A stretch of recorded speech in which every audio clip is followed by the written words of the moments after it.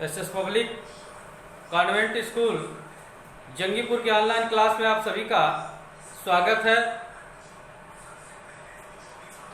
कक्षा 10 के जीव विज्ञान में आज हम लोग श्वासोच्छ्वास के विषय में जानेंगे और श्वासोच्छ्वास तथा श्वसन में क्या अंतर होता है उसके बारे में। देखिए, श्वासोच्छ्वास यानी ब्रीथिंग की क्रिया में क्या होता है कि जीवधारी वायुमंडल की शुद्ध वायु को फेफड़ों में पहुंचाया जाता है और अशुद्ध वायु को फेफड़ों से बाहर निकाला जाता है। यानी कि वायुमंडल की शुद्ध वायु को फेफड़ों में पहुंचने तथा अशुद्ध वायु को फेफड़ों से बाहर निकलने की जो क्रिया होती है श्वासोच्छ्वास यानी ब्रीथिंग कहलाती है। इसमें होता क्या है कि इस क्रिया में बाहरी वायुमंडल तथा फेफड़ों के बीच गैसों का आदान प्रदान होता है। श्वासोच्छ्वास तथा श्वसन में अंतर क्या है? Differences between breathing and respiration, क्या अंतर होता है? चूंकि दोनों के बारे में बताया जा चुका है, आपको श्वसन के बारे में भी बताया गया है, श्वासोच्छ्वास के बारे में भी बताया गया है। श्वसन एक भौतिक और रासायनिक क्रियाओं का सम्मिलित रूप है जिसमें ऑक्सीजन कोशिकाओं के अंदर जाकर खाद्य पदार्थ का ऑक्सीकरण करती है। ऑक्सीकरण करने के बाद ऊर्जा तथा कार्बन डाइऑक्साइड मुक्त होती है।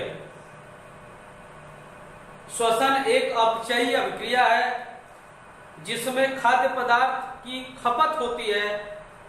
इस क्रिया में जीव के भार में कमी आती है, जबकि श्वासोच्छ्वास यानी ब्रीथिंग एक भौतिक क्रिया होती है और इसमें होता क्या है कि वायुमंडल से शुद्ध वायु जीव के श्वसन अंग तक पहुंचता है और अशुद्ध वायु श्वसन अंग से वायुमंडल में छोड़ा जाता है। इतना होता है श्वासोच्छ्वास यानी ब्रीथिंग की क्रिया में। दोनों में डिफरेंस क्या है इसके बारे में देखेंगे। Differences between breathing and respiration. देखिए, ब्रीथिंग और रिस्पायरेशन, श्वासोच्छ्वास और श्वसन की क्रिया में क्या अंतर है इसके बारे में देखिए। श्वासोच्छ्वास में यानी ब्रीथिंग में क्या होता है कि यह क्रिया कोशिकाओं के बाहर होती है। इस क्रिया को होने के लिए कोशिका नहीं चाहिए, कोशिका के बाहर होती है ये क्रिया। लेकिन रिस्पायरेशन की क्रिया कोशिका द्रव्य में और माइटोकॉन्ड्रिया में होती है। यानी कोशिका के अंदर श्वसन की जो क्रिया होती है, रिस्पायरेशन की क्रिया होती है, वो सेल के अंदर होती है, कोशिका के अंदर होती है। यह क्रिया कोशिकाओं के कोशिका द्रव्य में तथा माइटोकॉन्ड्रिया में होती है, यानी कोशिकाओं के अंदर। श्वासोच्छ्वास में दूसरे पॉइंट में देखेंगे कि यह एक केवल भौतिक क्रिया है। ब्रीथिंग की जो श्वासोच्छ्वास की क्रिया होती है एक भौतिक क्रिया होती है, एक फिजिकल रिएक्शन। इसमें ऑक्सीजन युक्त स्वच्छ वायु ली जाती है तथा कार्बन डाइऑक्साइड शरीर से बाहर निकाली जाती है।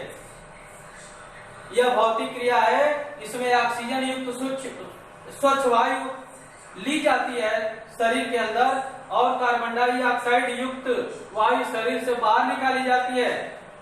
श्वसन एक जैव रासायनिक क्रिया है जिसमें ऑक्सीजन की उपस्थिति में ग्लूकोज का ऑक्सीकरण होता है। तीसरे पॉइंट में आएंगे श्वासोच्छ्वास में, इसमें एंजाइम्स की आवश्यकता नहीं होती। एंजाइम्स यानी बीकर, हिंदी नाम है एंजाइम्स का। बीकरों की आवश्यकता नहीं होती, इसमें किसी एंजाइम की, इस क्रिया को होने में किसी एंजाइम की आवश्यकता नहीं होती। लेकिन श्वसन की क्रिया एंजाइम्स की उपस्थिति में होती है। श्वासोच्छ्वास कि क्रिया में किसी प्रकार की एनर्जी ऊर्जा नहीं निकलती है, लेकिन श्वसन की क्रिया में ऊर्जा उत्पन्न होती है। यह अंतर देखा गया कि श्वासोच्छ्वास की क्रिया कोशिका के बाहर होती है, श्वसन की क्रिया कोशिका के अंदर होती है। कोशिका के अंदर मतलब कोशिका द्रव्य और माइटोकॉन्ड्रिया में होती है। श्वासोच्छ्वास की क्रिया यह केवल भौतिक क्रिया है। इसमें स्वच्छ वायु शरीर के अंदर ली जाती है और कार्बन डाइऑक्साइड युक्त वायु शरीर से बाहर निकाली जाती है। श्वसन में यह एक जैव रासायनिक क्रिया है जिसमें ऑक्सीजन की उपस्थिति में ग्लूकोज का ऑक्सीकरण होता है। श्वासोच्छ्वास में इसमें किसी प्रकार की एंजाइम्स की आवश्यकता नहीं होती, किसी प्रकार के बीकरों की आवश्यकता नहीं होती, लेकिन श्वसन की क्रिया में एंजाइम्स की आवश्यकता होती है। श्वासोच्छ्वास जब यह ब्रीथिंग की क्रिया होती है तो किसी प्रकार की एनर्जी, किसी प्रकार की ऊर्जा बाहर नहीं निकलती है, लेकिन श्वसन की क्रिया में ग्लूकोज के ऑक्सीकरण से ऊर्जा उत्पन्न होती है। आज के वीडियो में बस इतना ही। धन्यवाद।